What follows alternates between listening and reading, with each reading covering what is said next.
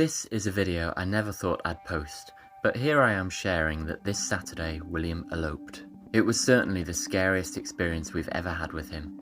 It also happened so quickly and easily, so I hope that by sharing, it could maybe prevent others undergoing similar dangerous and traumatic situations. And while I talk about our stressful time, here's some happier footage of William doing what he does. The elopement took place while my wife's family were visiting. I wasn't aware at the time, but our front door was open for perhaps 30 seconds while some family got their kids' stuff together and entered the house. I had been talking to my wife's dad and knew that William was in the back garden with my wife, or so I thought. On poking my head out and seeing the open door, I checked with my wife that she had eyes on William. I learned that she hadn't been with him. There was a little worry at this stage as we checked the garden and William's usual favourite spots in the house, but after 30 seconds or so, this worry edged towards panic. As soon as I realised William probably wasn't in the house, I jumped in my car to drive around the block, where I was sure William would head given the chance. There was no sign of him. Sprinting back into the house, I did a 10-second search of every hiding place I could think of, then back to the car. By this time my wife's dad was in his car and my brother-in-law had set off round the block on foot.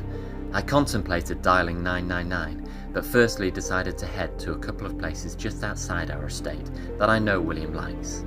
He wasn't on our main road, so I drove towards a route up to some hills that I know he likes walking on. This would have required a main road crossing though, and as I approached the site where this would have taken place, I was half expecting to see an ambulance.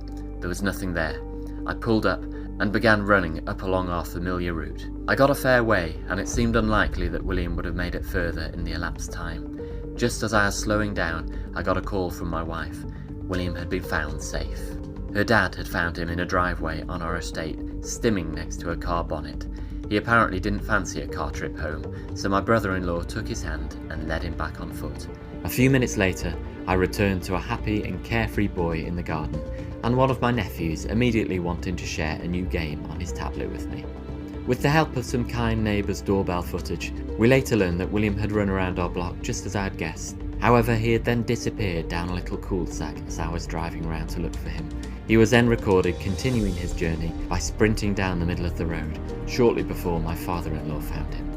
The relief and gratitude that William was safe was, and still is, the most enduring part of this experience. But there have also been many what-ifs to ponder over, and there are lessons to take from what happened. Practically speaking, my wife and I will make sure we both know exactly where William is when people are coming and going from our house. But I think our close brush with danger also teaches us to be grateful for the fine and fragile life we have with William.